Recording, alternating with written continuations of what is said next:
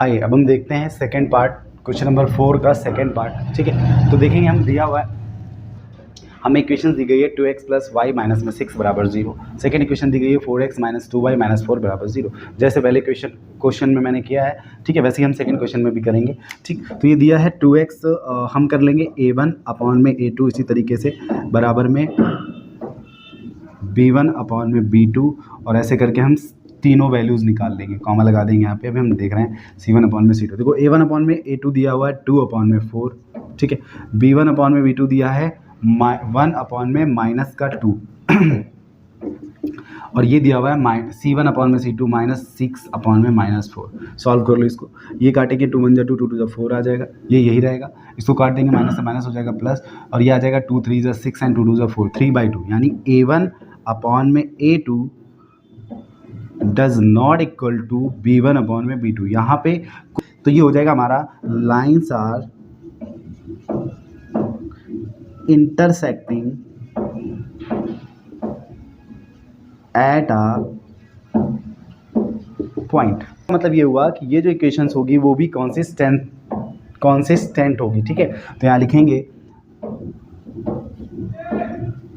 Equations are consistent.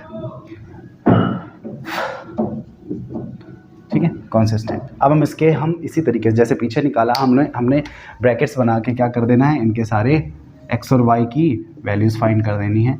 ठीक है, ये फर्स्ट इक्वेशन हो जाएगी हमारी। फर्स्ट इक्वेशन क्या है हमारे पास, 2x प्लस में y माइनस में 6 बराबर 0। इसी तरीके से सेकंड ले लेंगे हम,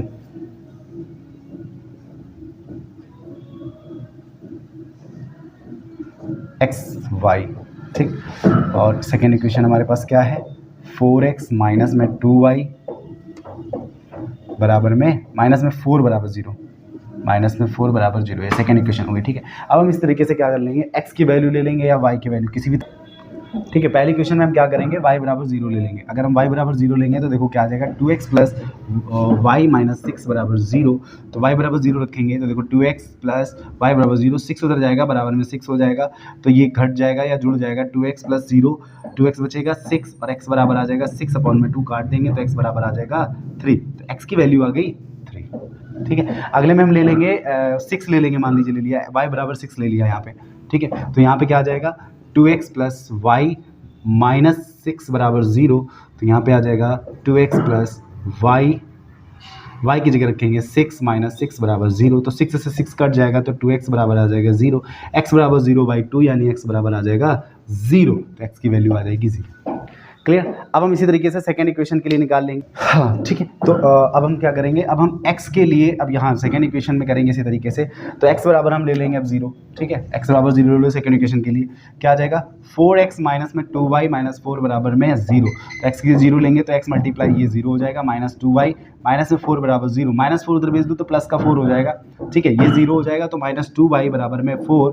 ठीक है, तो ये पूरा उधर जाएगा तो y बराबर आ जाएगा माइनस का 4 अपॉन में 2 काट देंगे तो y बराबर आ जाएगा माइनस का 2। पहली इक्वेशन के लिए जब 0 रखा तो माइनस 2 आ गया।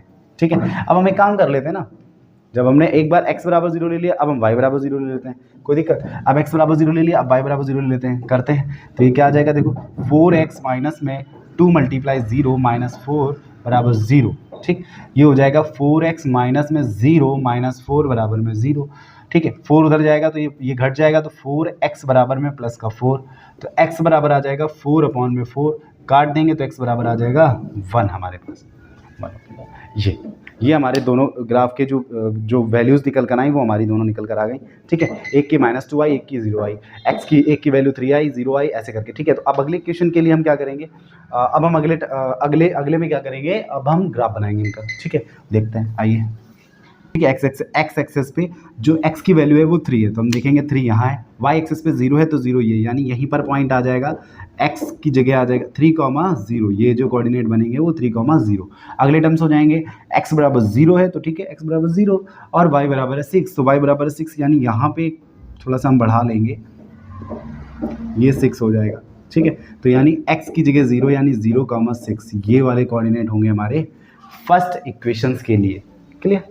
चलिए इसी तरीके हम देखेंगे सेकंड इक्वेशन में 0, -2, x एक्सेस पे 0 है और -2 है y एक्सेस पे।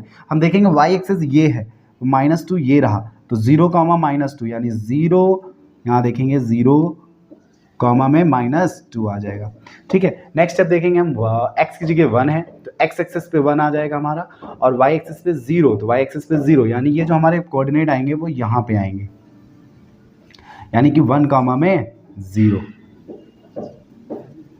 नीचे लिख देते हैं ज़्यादा सही रहेगा, यहाँ लिख देते हैं 1 कॉमा में 0, ईजिली काटना पड़ेगा लाइंस को। ठीक है, अब देखेंगे क्या देखेंगे कि जो फर्स्ट इक्वेशन के लिए कोऑर्डिनेट थे वो ये थे हमारे, तो हम फर्स्ट कोऑर्डिनेट वाले कोऑर्डिनेट जो हैं पॉइंट्स हैं वो हम उनको ऐसे मैच करा देंगे।